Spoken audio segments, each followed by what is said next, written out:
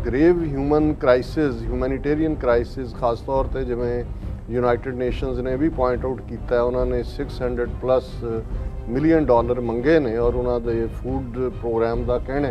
ਕਿ ਐਂਡ ਤੱਕ ਸਤੰਬਰ 30 ਤੱਕ ਪਹੁੰਚਦੇ ਆ ਉਹਨਾਂ ਦੇ ਕੋਲ ਜੋ ਵੀ ਉਹਨਾਂ ਦਾ ਸਟਾਕ ਹੈ ਉਹ ਖਤਮ ਹੋ ਜਾਏਗਾ ਔਰ ਜੇ ਇਹ ਹੈਲਪ ਨਾ ਹੋਈ ਤੇ 1/3 ਪੋਪੂਲੇਸ਼ਨ ਅਫਗਾਨਿਸਤਾਨ ਦੀ ਲਗਭਗ 13 ਮਿਲੀਅਨ ਜਿਹੜੀ ਹੈ ਉਹ ਹੰਗਰ ਔਰ ਮਾਲ ਨਿਊਟ੍ਰੀਸ਼ਨ ਔਰ ਦੂਸਰਿਆਂ ਦਾ ਸ਼ਿਕਾਰ ਹੋਏਗੀ। ਹੁਣ ਜਿਹੜੇ 5 ਨੁਕਤੇ ਇਸ ਫੋਰਨ ਮਿਨਿਸਟਰਸ ਕਾਨਫਰੰਸ 'ਚ ਉਹਨਾਂ ਨੇ ਜਿਹਨੂੰ ਐਜ਼ ਏ ਪ੍ਰੀ ਕੰਡੀਸ਼ਨਸ ਹੀ ਕਿਹਾ ਜਾ ਸਕਦਾ ਹੈ, ਉਹਨਾਂ ਨੇ ਇਹ ਕਿਹਾ ਕਿ ਜੀ ਇਹ ਪੂਰੇ ਕਰੋ ਫਿਰ ਅਸੀਂ ਦੇਖਾਂਗੇ ਕਿ ਵੀ ਤੁਹਾਨੂੰ ਅਸੀਂ ਜਿਹੜਾ ਹੈ ਉਹ ਮਾਨਤਾ ਦੀ ਇਵਨ ਉਹਦੇ 'ਚ ਵੀ ਇੰਨੀ ਗੱਲ ਨਹੀਂ ਹੈ ਕਿ ਵੀ ਟੂ ਫॉर ਐਕਸੈਪਟੈਂਸ। ਪਹਿਲਾ ਨੁਕਤਾ ਤਾਂ ਇਹ ਹੈ ਕਿ ਵੀ ਜਿਹੜੇ ਉੱਥੇ ਅਮਰੀਕਨ ਜਾਂ ਦੂਸਰੇ ਮੁਲਕਾਂ ਦੇ ਸਿਟੀਜ਼ਨ ਜਿਹੜੇ ਉੱਥੋਂ ਨਿਕਲਣਾ ਚਾਹੁੰਦੇ ਨੇ ਅਫਗਾਨਿਸਤਾਨ 'ਚੋਂ, ਉਹਨਾਂ ਨੂੰ ਜਿਹੜੀ ਹੈ ਉਹਨਾਂ ਦੀ ਐਕਸੈਸ ਹੋਏ ਔਰ ਉਹਨਾਂ ਨੂੰ ਨਿਕਲਣ ਦਾ ਜਿਹੜਾ ਉਹ ਹੱਕ ਹੋਏ। ਦੂਸਰਾ ਜਿਹੜਾ ਇਸ ਸਾਰੇ ਦੇ ਨਾਲ ਜੁੜਿਆ ਹੋਇਆ ਪਾਰਟ ਹੈ, ਕਿਉਂਕਿ ਜਿਹੜੀ ਫੋਰਨ ਮਿਨਿਸਟਰਸ ਦੀ ਡਿਸਕਸ਼ਨ ਸੀ ਉਹਦੇ 'ਚ ਇਸ ਗੱਲ ਨੂੰ ਲੈ ਕੇ ਕਿਹਾ ਗਿਆ ਕਿ ਜੀ ਇਹ ਗਵਰਨਮੈਂਟ ਦੇ ਵਿੱਚ ਉਸ ਕਿਸਮ ਦੇ ਨੇ ਲੋਕ ਜਿਹੜੇ ਬਲੈਕ ਲਿਸਟਡ ਨੇ ਔਰ ਦੂਸਰੇ ਤੀਸਰੇ ਨੇ। ਸੋ ਉਸ ਦੇ ਵਿੱਚ ਉਹਨਾਂ ਨੇ ਇਹ ਕਹਿਣ ਦੀ ਕੋਸ਼ਿਸ਼ ਕੀਤੀ ਕਿ ਤਾਲਿਬਾਨ ਇਸ ਗੱਲ ਨੂੰ ਗਾਰੰਟੀ ਕਰੇ ਕਿ ਜਿਹੜਾ ਦੋਹਾ ਐਗਰੀਮੈਂਟ ਦੀ ਸਪਿਰਿਟ ਵੀ ਸੀ ਕਿ ਆਪਣੇ ਮੁਲਕ ਦੀ ਸਰਜ਼ਮੀਨ ਨੂੰ ਕਿਸੇ ਵੀ ਦਹਿਸ਼ਤਗਰਦ ਐਕਟੀਵਿਟੀ ਦੇ ਲਈ ਕਿਸੇ ਦੇਸ਼ ਦੇ ਖਿਲਾਫ ਉਹਨੂੰ ਨਾ ਵਰਤਣ ਔਰ ਇਹ ਤਾਲਿਬਾਨ ਜਿਹੜੇ ਨੇ ਇਸ ਗੱਲ ਨੂੰ ਯਕੀਨੀ ਬਣਾਉਣ ਕਿ ਜਿਹੜੀਆਂ ਦੂਸਰੀਆਂ ਧਿਰਾਂ ਵੀ ਨੇ ਔਰ ਜਿਹੜੀ ਦੋਹਾ ਐਗਰੀਮੈਂਟ ਦੀ ਸਪਿਰਿਟ ਹੈ ਉਹਦੇ ਮੁਤਾਬਕ ਉਹ ਜਿਹੜੇ ਨੇ ਬਾਕੀਆਂ ਨੂੰ ਇਨਕਲੂਡ ਕਰਨ। ਇਸ ਫਿਰ ਜਿਹੜਾ ਉਹ ਇਹ ਹਵਾਲਾ ਦੇ ਕੇ ਕਿ ਵਿਮਨ ਰਾਈਟਸ ਔਰ ਹਿਊਮਨ ਰਾਈਟਸ,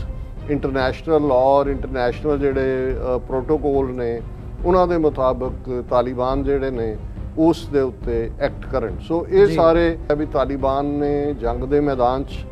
ਆਪਣੀ ਜਿਹੜੀ ਹੈ ਉਹ ਰਿਟ ਮਨਵਾਈ ਹੈ। ਡਿਪਲੋਮੇਸੀ ਦੀ ਦੁਨੀਆ 'ਚ ਵੀ ਜਿਸ ਤਰੀਕੇ ਨਾਲ ਉਹਨਾਂ ਨੇ ਨੈਗੋਸ਼ੀਏਸ਼ਨਸ ਲੀਡ ਕੀਤੀਆਂ ਔਰ ਉਸ ਸਾਰੇ ਪੀਰੀਅਡ ਦੇ ਵਿੱਚ ਉਹ ਬੀਜਿੰਗ ਹੋਏ, ਮਾਸਕੋ ਹੋਏ, ਤਹਿਰਾਨ ਹੋਏ ਜਾਂ ਇਸਤਨਬੁਲ ਹੋਏ, ਸਭ ਥਾਂ ਮੀਟਿੰਗਸ ਔਰ ਇਹ ਸਾਰੇ ਮੁਲਕ ਇੰਗੇਜ ਹੋਏ। ਇਸ ਕਰਕੇ ਇਸ ਵਾਰ ਰਸ਼ੀਆ ਔਰ ਚਾਈਨਾ ਦਾ ਜਿਹੜਾ ਉਹ ਵਰਤਾਰਾ ਟੋਟਲੀ ਡਿਫਰੈਂਟ ਹੈ, ਰਾਦਰ ਸਿੰਪੈਥੈਟਿਕ ਹੈ।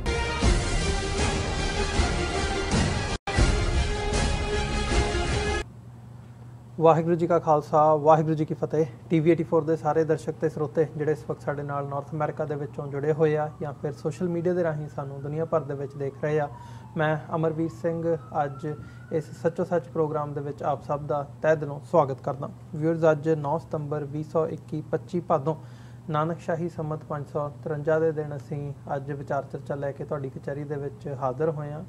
ਨਾਰਮਲੀ ਬੀਬੀ ਨੀਲਮ ਕੌਰ ਇਸ ਸ਼ੋਅ ਨੂੰ ਕੰਡਕਟ ਕਰਦੇ ਆ, ਪਰ ਅੱਜ ਕੁਝ ਕਾਰਨਾਂ ਕਰਕੇ ਉਹਨਾਂ ਦੇ ਰੁਝੇਵੇਂ ਸੀ ਤੇ ਉਹ ਨਹੀਂ ਆ ਸਕੇ ਤੇ ਮੇਰੀ ਅੱਜ ਡਿਊਟੀ ਲੱਗੀ ਹੈ ਇਸ ਸ਼ੋਅ ਨੂੰ ਕੰਡਕਟ ਕਰਨ ਦੀ। ਸੋ ਆਓ ਡਾਕਟਰ ਅਮਰਜੀਤ ਸਿੰਘ ਹੋਰਾਂ ਦੇ ਨਾਲ ਜਿਹੜੀਆਂ ਇਸ ਹਫਤੇ ਦੀਆਂ ਜਾਂ ਜਿਹੜੀਆਂ ਇਸ ਵਕਤ ਡਿਵੈਲਪਮੈਂਟਸ ਚੱਲ ਰਹੀਆਂ ਨੇ, ਵਿਸ਼ੇਸ਼ ਤੌਰ ਤੇ ਅਫਗਾਨਿਸਤਾਨ ਦੇ ਵਿੱਚ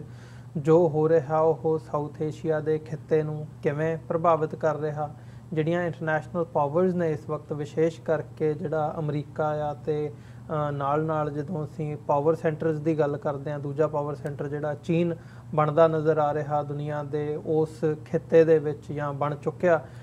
ਕਹਿ ਲਿਆ ਜਾਵੇ ਤੇ ਜ਼ਿਆਦਾ ਬਿਹਤਰ ਹੋਵੇਗਾ। ਸੋ ਇਸ ਡਿਵੈਲਪਮੈਂਟ ਦੇ ਵੱਲ ਵੀ ਅੱਜ ਵਿਚਾਰ ਚਰਚਾ ਕਰਾਂਗੇ ਤੇ ਨਾਲ ਜਿਹੜੀਆਂ ਇਹਦਾ ਤਾਲਿਬਾਨ ਦਾ ਜਿਹੜਾ ਰੋਲ ਰਿਹਾ ਪਿਛਲੇ ਸਮੇਂ ਦੇ ਵਿੱਚ ਜਾਂ ਇਸ ਵਕਤ ਕਿਵੇਂ ਉਹ ਪਾਵਰ ਹਥਿਆ ਕੇ ਇਸ ਵਕਤ ਸੱਤਾ ਦੇ ਉੱਤੇ ਕਾਬਜ਼ ਹੋਏ ਆ ਤੇ ਆਪਣੀ ਲੈਜਿਟੀਮੇਸੀ ਵੱਲ ਇੰਟਰਨੈਸ਼ਨਲ ਪੱਧਰ ਦੇ ਉੱਤੇ ਉਹ ਆਪਣੇ ਜਿਹੜੇ ਕਦਮ ਨੇ ਉਹ ਵਧਾ ਰਹੇ ਆ ਤੇ ਉਹਦਾ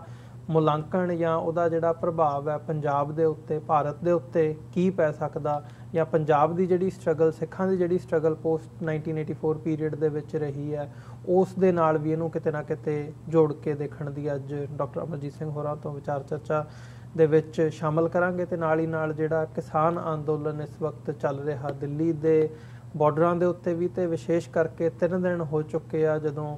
ਕਰਨਾਲ ਦੇ ਵਿੱਚ ਜਿਹੜਾ ਧਰਨਾ ਆ ਉਹ ਲੱਗਾ, ਹਜੇ ਤੱਕ ਉਹਦਾ ਕੋਈ ਸਿੱਟਾ ਨਹੀਂ ਨਿਕਲਿਆ। ਜਿਹੜੀ ਮੀਟਿੰਗਸ ਵੀ ਹੋਈਆਂ ਨੇ ਉਹ ਹਜੇ ਤੱਕ ਬੇਸਿੱਟਾ ਰਹੀਆਂ ਨੇ। ਸੋ ਅੱਗੇ ਕੀ ਰੁਖ ਲਵੇਗਾ ਕਿਸਾਨ ਸੰਘਰਸ਼ ਜਿਹੜਾ ਆ ਉਹ ਵੀ ਇੱਕ ਵੱਡਾ ਸਵਾਲ ਹੈ। ਸ਼ੁਰੂਆਤ ਕਰਦੇ ਹਾਂ। ਡਾਕਟਰ ਸਾਹਿਬ, ਤੁਹਾਡਾ ਸਵਾਗਤ ਹੈ ਜੀ। ਵਾਹਿਗੁਰੂ ਜੀ ਕਾ ਖਾਲਸਾ, ਵਾਹਿਗੁਰੂ ਜੀ ਕੀ ਫਤਿਹ ਜੀ। ਹਾਂਜੀ ਅਮਰਵੀਰ ਸਿੰਘ ਜੀ, ਤੁਹਾਨੂੰ ਵੀ ਤੇ ਦੁਨੀਆ ਭਰ 'ਚ ਬੈਠੇ ਸਾਡੇ ਬਹੁਤ ਹੀ ਪਿਆਰੇ ਸੋਹਣੇ ਸਿਆਣੇ TV 84 ਦੇ ਦਰਸ਼ਕਾਂ ਨੂੰ ਵੀ ਵਾਹਿਗੁਰੂ ਜੀ ਕਾ ਖਾਲਸਾ ਵਾਹਿਗੁਰੂ ਜੀ ਕੀ ਫਤਿਹ ਤੇ ਸਾਡੇ ਬਹੁਤ ਹੀ ਪਿਆਰੇ ਮੁਸਲਮਾਨ ਭੈਣਾਂ ਭਰਾਵਾਂ ਨੂੰ अस्सलाम वालेकुम जी। डॉक्टर साहब शुरुआत करिए जिहड़ा तालिबान दे हवाले नाल या अफगानिस्तान दे विच जिहड़ियां डेवलपमेंट्स होईयां हुण गल ये ते साफ हो चुकी है कि तालिबान हुण एक रियलिटी ने ते अफगानिस्तान दे विच ओह काबिज ने।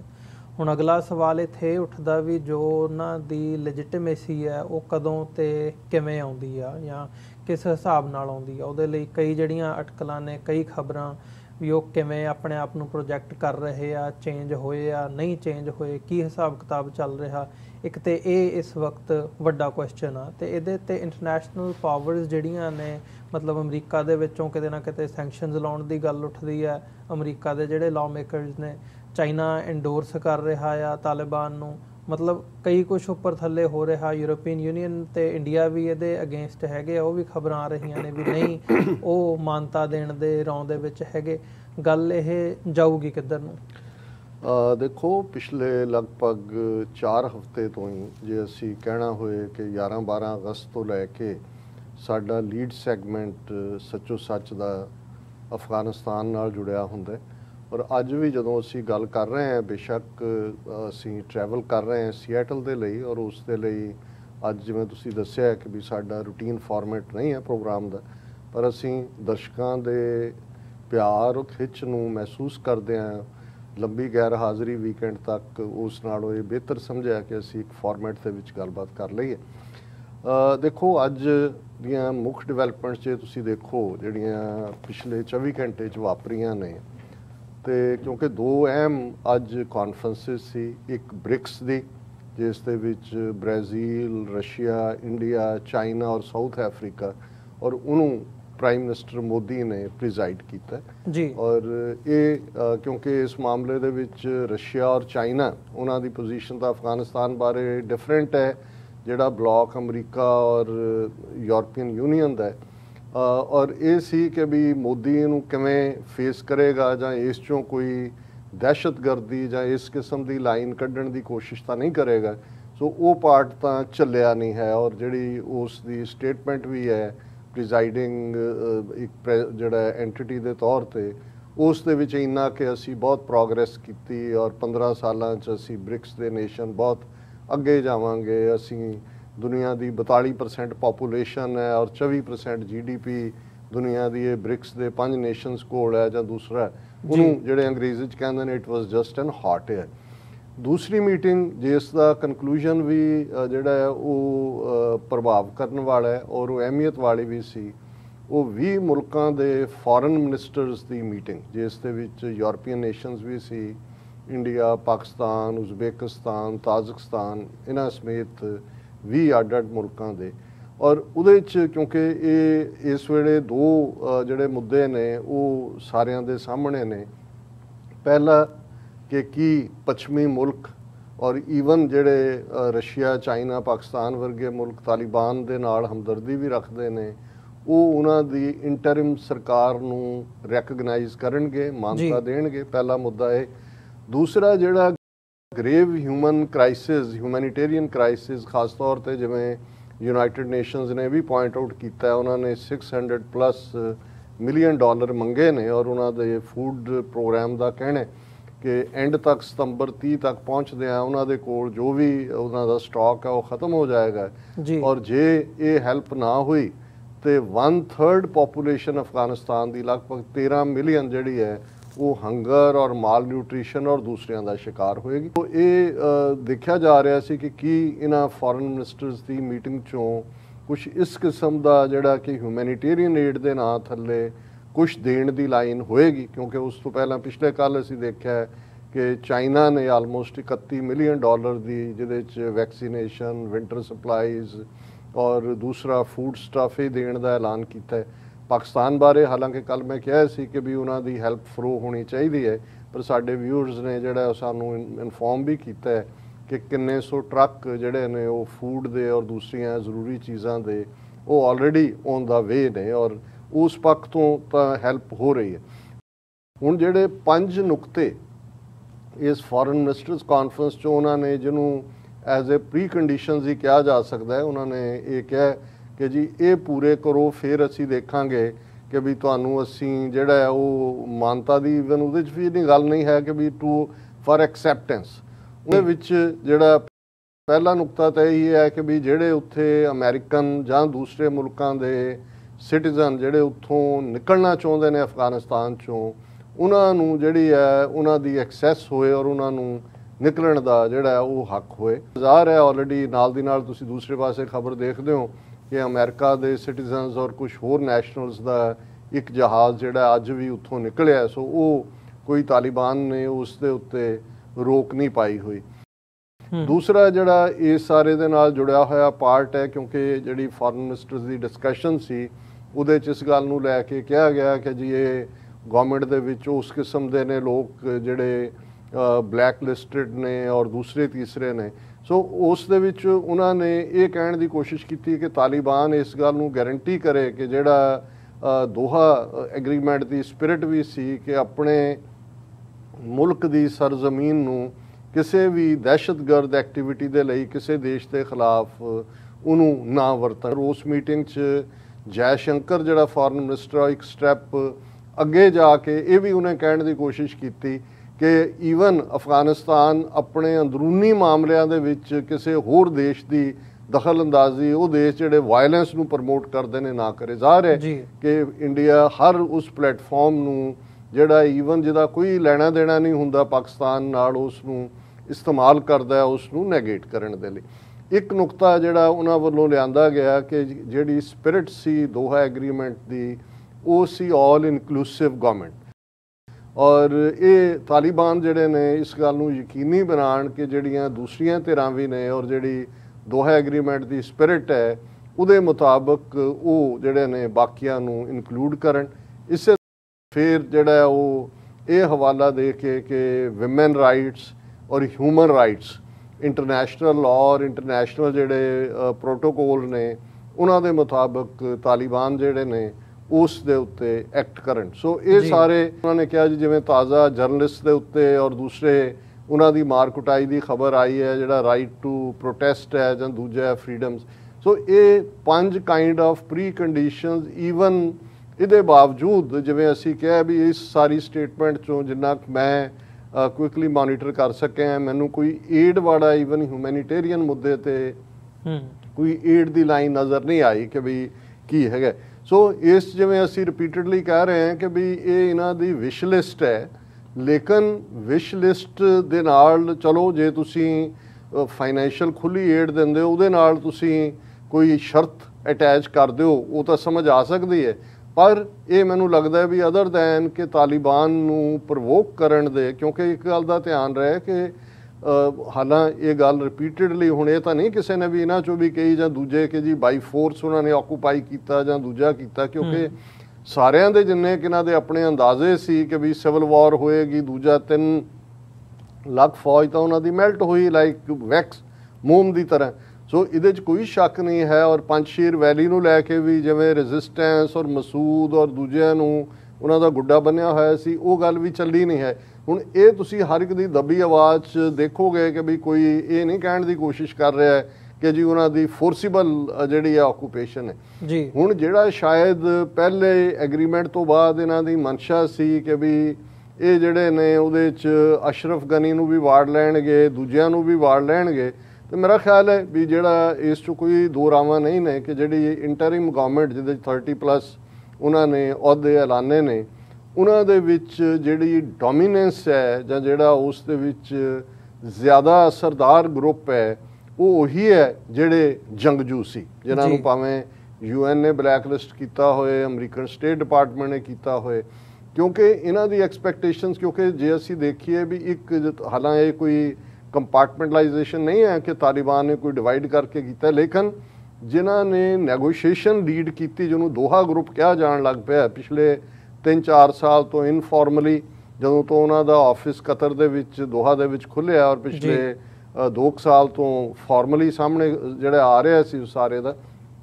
ਉਹਨਾਂ ਦਾ ਇੱਕ ਫੇਸ ਰਿਲੇਟਿਵਲੀ ਮੋਡਰੇਟ ਫੇਸ ਦੇ ਤੌਰ ਦੇ ਉੱਤੇ ਜਿਹੜਾ ਉਹ ਪ੍ਰੋਜੈਕਟ ਕੀਤਾ ਗਿਆ ਸੀ। ਸੋ ਉਹਨਾਂ 'ਚ ਖਾਸ ਤੌਰ 'ਤੇ ਜਿਹੜਾ ਵੈਸਟਰਨ ਔਰ ਇਹਨਾਂ ਸਾਰਿਆਂ ਨੂੰ ਸੀ, ਜਿਵੇਂ ਮੁੱਲਾ ਬਰਾਦਰ ਜਿਨ੍ਹਾਂ ਦੀ ਗੱਲ ਹੁੰਦੀ ਹੈ, ਹਾਲਾਂ ਉਹ 6-7 ਸਾਲ ਪਾਕਿਸਤਾਨ ਦੀ ਜੇਲ੍ਹ 'ਚ ਵੀ ਰਹੇ ਸੀ, ਔਰ ਇਹ ਲੱਗਦਾ ਹੈ ਵੀ ਜਦੋਂ ਉਹਨਾਂ ਦੀ ਰਿਲੀਜ਼ ਹੋਈ ਜਾਂ ਉਹਨਾਂ ਦੇ ਨਾਲ ਹੀ ਨੈਗੋਸ਼ੀਏਸ਼ਨ ਹੋਈ, ਸੋ ਅਮਰੀਕਨਸ ਮੋਰ ਕੰਫਰਟੇਬਲ ਸੀ ਮੁੱਲਾ ਬਰਾਦਰ ਨਾਲ, ਔਰ ਪਹਿਲੇ ਜਿਹੜੇ ਪ੍ਰੋਜੈਕਟ ਹੋ ਰਹੇ ਸੀ ਐਜ਼ ਏ ਪ੍ਰਾਈਮ ਮਿਨਿਸਟਰ ਉਹਨਾਂ ਦਾ ਨਾਂ ਹੀ ਹੋ ਰਿਹਾ ਸੀ, ਉਹ ਹੁਣ ਨੰਬਰ 2 ਦੇ ਉੱਤੇ ਐਜ਼ ਏ ਡਿਪਟੀ ਚਲੇ ਗਏ, ਔਰ ਉਹਨਾਂ ਦੇ ਨਾਲ ਇੱਕ ਹੋਰ ਫੈਲੋ ਡਿਪਟੀ ਨੇ। ਸੋ ਕੁਛ ਇਹਦੇ 'ਚ ਕੋਈ ਦੋ ਰਾਵਾਂ ਨਹੀਂ ਨੇ ਕਿ ਆਉਣ ਵਾਲਾ ਪੀਰੀਅਡ ਇਹ ਦੱਸੇਗਾ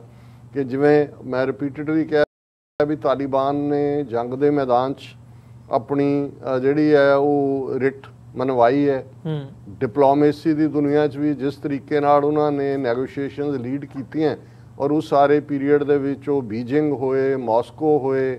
ਤਹਿਰਾਨ ਹੋਏ ਜਾਂ ਇਸਤਨਬੁਲ ਹੋਏ, ਸਭ ਥਾਂ ਮੀਟਿੰਗਸ ਔਰ ਇਹ ਸਾਰੇ ਮੁਲਕ ਇੰਗੇਜ ਹੋਏ। ਇਸ ਕਰਕੇ ਇਸ ਵਾਰ ਰਸ਼ੀਆ ਔਰ ਚਾਈਨਾ ਦਾ ਜਿਹੜਾ ਉਹ ਵਰਤਾਰਾ ਟੋਟਲੀ ਡਿਫਰੈਂਟ ਹੈ, ਰਾਦਰ ਸਿੰਪੈਥੈਟਿਕ ਹੈ। ਅਸਲ ਟੈਸਟ ਜੇ ਟੈਸਟ ਵੈਸਟ ਜਾਂ ਦੂਜਾ ਮੈਂ ਸਮਝਦਾ ਵੀ ਇਹਨਾਂ ਦੀ ਲਟਕਾਈ ਸਿਰ ਤੇ ਤਲਵਾਰ ਨਾ ਵੀ ਦੇਖਿਆ ਜਾਏ,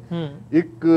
ਜਿਹੜਾ ਐਕਟਿਵਿਸਟ ਹੋਣ ਦੇ ਨਾਤੇ ਮੈਂ ਵੀ ਦੇਖਣਾ ਚਾਹਾਂਗਾ ਕਿ ਉਹ ਇੱਕ ਜੱਗੋਂ 13ਵੀਂ ਗੱਲ ਕਰ ਰਹੇ ਨੇ। ਜਦੋਂ ਇਹ ਪੰਜਾਬੀ ਦਾ ਲਫ਼ਜ਼ ਅਸੀਂ ਜੱਗੋਂ 13ਵੀਂ ਕਹਿੰਦੇ ਹਾਂ, ਕਿਉਂਕਿ ਜਿਹੜੇ ਮਾਡਲ ਹੁਣ ਤੱਕ ਚੱਲ ਰਹੇ ਨੇ ਗਵਰਨੈਂਸ ਦੇ, ਜਿਨ੍ਹਾਂ ਦੇ ਵਿੱਚ ਡੈਮੋਕ੍ਰੇਸੀ ਨੂੰ ਇੱਕ ਆਈਡੀਅਲ ਮਾਡਲ ਮੰਨਿਆ ਜਾਂਦਾ ਹੈ, ਵੈਸਟਰਨ ਮੁਲਕ ਅਮਰੀਕਾ, ਕੈਨੇਡਾ, ਇੰਡੀਆ, ਪਾਕਿਸਤਾਨ, ਭਾਵੇਂ ਇੰਡੀਆ ਘਟੀਆ ਡੈਮੋਕ੍ਰੇਸੀ ਪਰ ਉਸ ਹੈਡਿੰਗ ਦੇ ਥੱਲੇ ਨੇ। ਫਿਰ ਅਸੀਂ ਉਹਨਾਂ ਡੈਮੋਕ੍ਰੇਸੀ 'ਚ ਮੋਨਾਰਕੀਜ਼ ਦਾ ਕੀ ਰੋਲ ਹੈ, ਇੰਗਲੈਂਡ 'ਚ ਜਿਵੇਂ ਰਾਜਾ ਰਾਣੀ ਹੈ, ਭਾਵੇਂ ਡੈਮੋਕ੍ਰੇਸੀ ਦਾ ਸਿਸਟਮ ਹੈ। ਫਿਰ ਅਸੀਂ ਮਿਲਟਰੀ ਡਿਕਟੇਟਰਸ਼ਿਪਸ ਤੋਂ ਵਾਕਿਫ ਹੈ, ਜਿੱਥੇ ਭਾਵੇਂ ਉਹ ਕਮਿਊਨਿਜ਼ਮ ਦੇ ਨਾਂ ਥੱਲੇ ਆਈਆਂ ਜਾਂ ਡਾਇਰੈਕਟ ਮਿਲਟਰੀ ਡਿਕਟੇਟਰ ਆਏ। ਅਸੀਂ ਸ਼ੇਖਡਮ ਮਾਡਲ ਤੋਂ ਵਾਕਿਫ ਹੈ, ਜਿਹੜਾ ਸਾਊਦੀ ਅਰੇਬੀਆ, UAE ਜਾਂ ਇਹ ਸਾਰੇ ਮੁਲਕਾਂ ਦੇ ਵਿੱਚ post first world war map making ਇਹਨਾਂ ਨੇ ਕੀਤੀ, ਉਹ ਖੜਾ ਕੀਤਾ। ਜਾਂ ਅਸੀਂ ਜਿਹੜਾ ਐਕਸਕਲੂਸਿਵ ਇੱਕ ਮਜ਼ਹਬ ਦੀ ਹਕੂਮਤ, ਜਿਹੜੀ ਮਜ਼ਹਬ ਬੇਸਡ ਸਟੇਟ ਇਜ਼ਰਾਈਲ ਬਣੀ, ਜਿਵੇਂ ਉਹਨਾਂ ਨੇ ਆਪਣੇ ਲਗਭਗ 20% ਦੇ ਕਰੀਬ ਜਿਹੜੇ ਉਹਨਾਂ ਦੇ ਰਹਿਣ ਵਾਲੇ ਅਰਬ ਨੇ, ਉਹਨਾਂ ਨੂੰ ਬੇਸ਼ੱਕ ਡੀਫਰੈਂਚਾਈਜ਼ ਤਾਂ ਨਹੀਂ ਕੀਤਾ ਹੋਇਆ, ਪਰ ਨਾ ਉਹ ਫੌਜ ਜਾ ਸਕਦੇ ਨੇ ਜਾਂ ਉਹਨਾਂ ਦੇ ਉੱਤੇ ਪਾਬੰਦੀਆਂ। ਅਸੀਂ ਉਹ ਮਜ਼ਹਬੀ ਮਾਡਲ ਵੀ ਦੇਖਿਆ। ਔਰ ਸਾਊਦੀ ਅਰੇਬੀਆ, UAE ਭਾਵੇਂ ਸ਼ੇਖਡਮ ਨੇ, ਪਰ ਇਹਨਾਂ ਦੇ ਵਿੱਚ ਜਿਸ ਕਿਸਮ ਦਾ ਸ਼ਰੀਅਤ ਦਾ ਮਾਡਲ ਸਾਊਦੀ ਅਰੇਬੀਆ 'ਚ ਹੈ, ਇਸ ਤੋਂ ਵੀ ਦੁਨੀਆ ਵਾਕਿਫ ਹੈ। ਔਰ ਦੂਸਰਾ ਪਾਸਾ ਈਰਾਨ, ਕਿਉਂਕਿ ਈਰਾਨ ਨੇ 1979 ਦੇ ਵਿੱਚ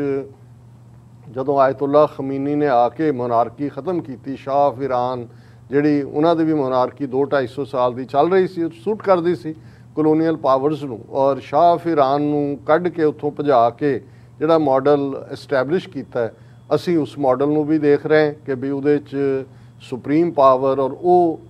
ਇਸਲਾਮ ਦੀ ਬੇਸਿਕ ਫਿਲਾਸਫੀ, ਜਿੱਥੇ ਕਿ ਜਦੋਂ ਅਸੀਂ ਸਿੱਖ ਕੌਂਟੈਕਸਟ ਮੀਰੀ ਪੀਰੀ ਦੀ ਗੱਲ ਕਰਦੇ ਹਾਂ, ਇਸਲਾਮ ਦੇ ਵਿੱਚ ਵੀ ਮਜ਼ਹਬ ਔਰ ਸਿਆਸਤ ਉਹ ਇਨਸੈਪਰੇਬਲ ਨੇ, ਔਰ ਸਿਆਸਤ ਦੇ ਉੱਤੇ ਮਜ਼ਹਬ ਦਾ ਕੁੰਡਾ ਹੋਣਾ ਚਾਹੀਦਾ ਹੈ, ਕਿਉਂਕਿ ਅਲਟੀਮੇਟਲੀ ਜ਼ਿੰਦਗੀ ਦਾ ਮਕਸਦ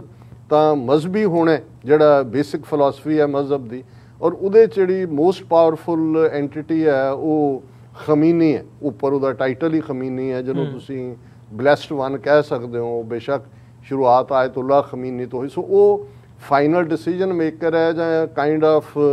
ਇੱਕ ਵਾਚਮੈਨ ਹੈ, ਉਹ ਦੇਖ ਰਿਹਾ ਵੀ ਸਿਸਟਮ ਕੀ ਹੈ। ਉਹਦੇ 'ਚ ਇਲੈਕਸ਼ਨਸ ਦਾ ਪ੍ਰੋਵੀਜ਼ਨ ਵੀ ਹੈ, ਉਹਦੇ 'ਚ ਡਿਸਕਸ਼ਨ ਵੀ ਹੈ, ਉਹਦੇ 'ਚ ਸ਼ੋਰਾ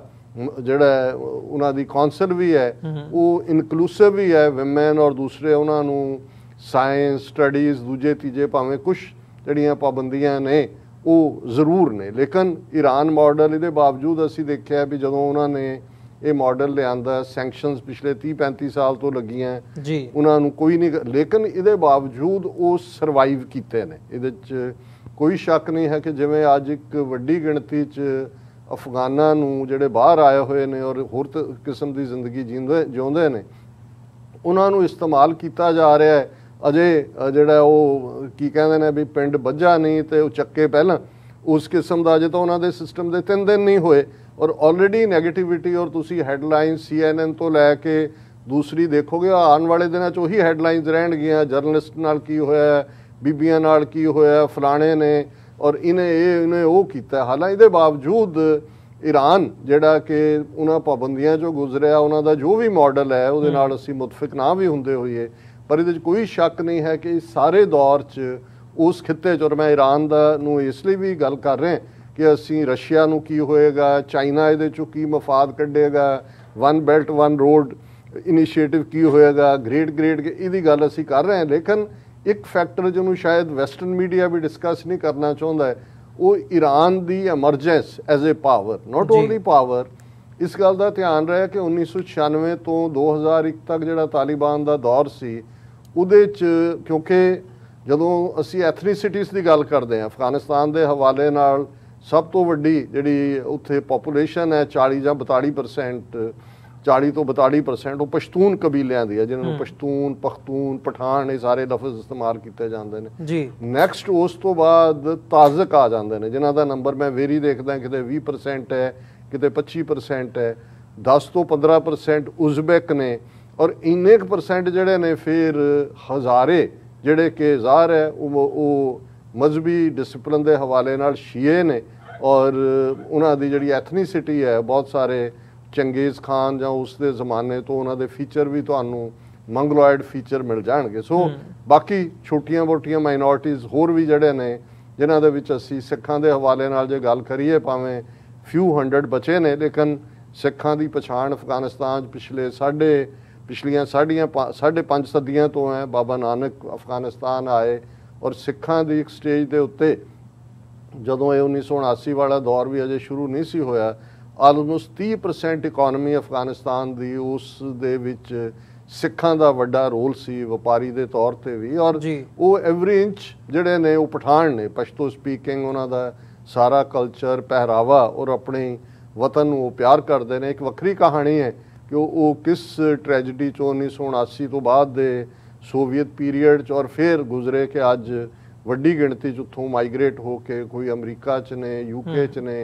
भारत दे विच ने। लेकिन ईरान का इस पीरीयड च इस गल का ध्यान रहा कि कुछ तालिबान जड़े ने वो रहिंदे ही ईरान च रहे ने, और ईरान ने कल्टीवेट किया। इसलिए तुहानू ओपोजिशन के लिहाज नाल कोई ईरान की स्टेटमेंट, अदरवाइज पहले दौर दे विच अल टूगैदर वो एक